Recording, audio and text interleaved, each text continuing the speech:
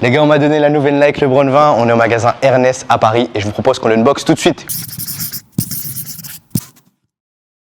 Aujourd'hui, on est ensemble pour unboxer le 20e modèle signature de Monsieur LeBron James. C'était pas un joueur que j'appréciais au début, mais au fur et à mesure, il a réussi à mettre tout le monde d'accord, et moi le premier, par les actions qu'il a fait dans le monde du basket, mais pas que, avec son académie, son école et toutes les causes qu'il soutient. En vrai, gros shout-out à LeBron. On va découvrir ensemble son 20e modèle. C'est le modèle qui a suscité le plus de hype sur mon compte Instagram, parce qu'il y a un gros différentiel entre la LeBron 19 et la LeBron 20. On a une grosse perte de vitesse à partir de la LeBron 17, avec la 18 et la 19 qui étaient quand même assez mastoc et qui n'ont pas mis d'accord la communauté. On va pas se mentir. Je vous propose qu'on ouvre la boîte. Let's go. Attendez. Voilà. C'est parti. Donc on a une petite carte qui va venir décrire les différentes parties de la paire avec les amortis et les technologies utilisées. Et on va découvrir la paire. Let's go.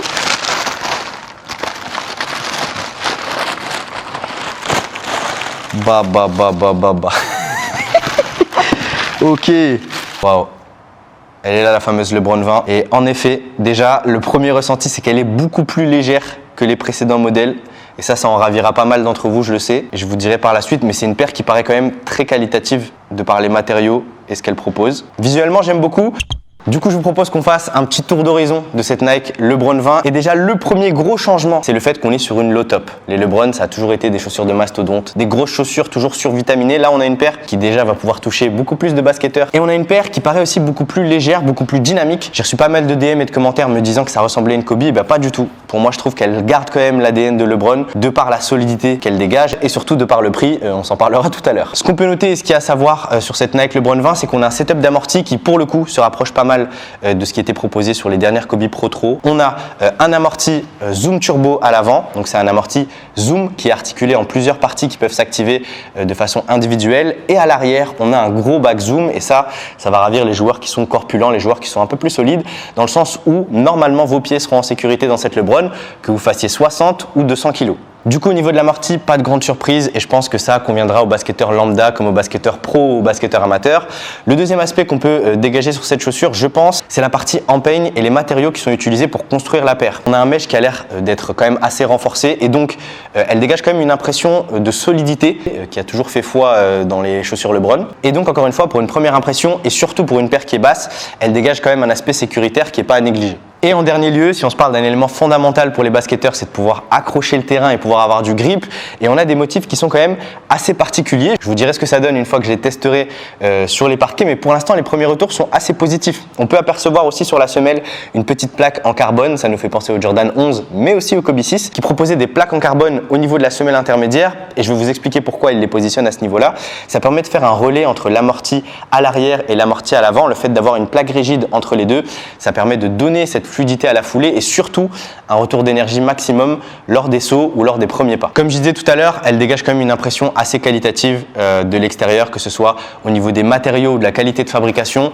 On sait que c'est pas toujours le point fort chez Nike de par la durabilité des modèles qu'ils proposent actuellement sur le marché. Et je pense qu'à première vue, les deux gros points forts de la paire se situent surtout au niveau du maintien et au niveau du design, parce que tous ceux qui ont détesté les trois dernières LeBron ont généralement kiffé la 20. On aperçoit également sur la languette la mention Design and Engineered to the exact specification of the next generation. On sait que la nouvelle génération joue avec des chaussures de basket basses. Je pense qu'elle a été aussi pensée pour ça. On a vu les fils de LeBron, que ce soit Bronny ou Bryce, porter cette LeBron 20 en avant-première. C'est aussi un indicateur qui est quand même hyper intéressant. On voit de moins en moins de joueurs porter des LeBron au NBA. Et là, je vous propose de regarder aussi cette saison, en 2022-2023, le nombre de joueurs qui porteront cette Nike LeBron 20, et je suppose que ce sera en hausse. Je vous propose qu'on se parle du design. On a l'empeigne globalement qui est en blanc, avec un swoosh qui va être brillant et qui sera doublé sur l'extérieur de la chaussure. On a le logo de LeBron sur la partie arrière. On va trouver le nombre 20 en chiffres romains au niveau de la languette. On va retrouver le logo de LeBron au niveau du support au talon. On a un swoosh qui est brodé sur la partie intérieure, et on a une semelle tout en rose avec des motifs bien particuliers. Une plaque en carbone avec la signature de LeBron, ça reste une signature shoes. On sait que généralement sur les LeBron, il y a quand même pas mal de storytelling, pas mal de détails, et sur celle-là, je trouve qu'ils sont restés quand même assez simples. Et on a une semelle de propreté intérieure qui est colorée, qui est assez sympa, mais qu'on verra jamais. Sur la languette, on va retrouver la signature de LeBron et le chiffre 20, parce que c'est quand même sa 20e paire signature.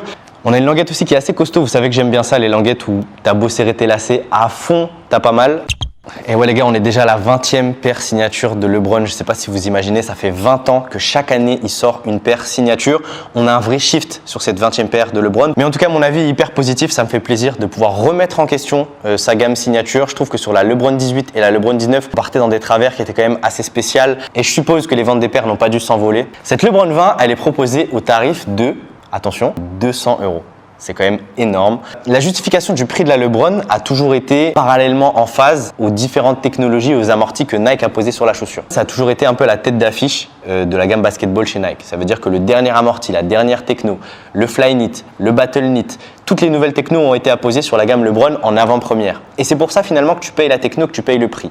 Maintenant, sur cette Nike LeBron 20, on est sur une paire qui est basse, donc il y a moins de tissu. On est sur une technologie qui fait penser au Kobe. Les Kobe étaient proposés entre 160 et 180 €. On est sur un prix qui reste à 200 € et vous, derrière votre écran, je suppose que vous êtes pragmatique comme moi et qu'il y en a pas mal qui doivent se dire « Bon, je ne vais pas mettre 200 € pour acheter une paire de baskets. » Et je vous comprends, c'est normal. Là, ils ont gardé la même équipe et c'est la même équipe depuis des années qui design les LeBron. Et je suppose que les coûts de fabrication et que les coûts liés au design, etc. sont restés les mêmes. Ce qui expliquerait le prix. Maintenant, on reste toujours perplexe parce qu'on sait qu'on joue au basket. Il y a certains joueurs qui usent leur paire en 2, 3, 4, 5 mois. C'est toujours compliqué de proposer une paire à 200 balles et je sais qu'il y en a pas mal qui passeront à côté de cette paire. Maintenant, pour ceux qui ont le budget, je pense que ça reste quand même une option assez spéciale cette année. Vous vous sentirez spécial en portant cette LeBron. Il y aura des coloris qui seront assez exclusifs. On a une technologie qui est au niveau. On a une paire qui est sexy. Donc, si tu as mis 200 € sur la LeBron l'année dernière, il n'y a pas de raison que tu ne mettes pas 200 € sur une LeBron cette année. Donc voilà, il y a des plus, il y a des moins. Personnellement, je trouve que ça reste quand même assez cher. On verra ce que ça donne sur le terrain, hein. Il n'y a pas de secret, hein. Avant de vous quitter, ce que je vous propose, c'est de mettre cette LeBron 20 au pied et de vous donner un petit avis à chaud une fois qu'on les aura portés. Alors, on est au magasin Ernest aujourd'hui. On a la chance de pouvoir avoir une LeBron 20. Pas en avant-première, mais presque. Et surtout, vous savez que je porte du 9,5 US, donc du 43, et on a une paire en 44. Et je vous donnerai aussi mon avis en fin de vidéo pour ceux qui souhaitent acheter la LeBron 20 et savoir quelle pointure choisir. D'ailleurs, pour ceux qui souhaitent acheter la paire, je vous mets un lien juste en dessous dans la description. Allez, on est parti. On va enfiler cette LeBron 20.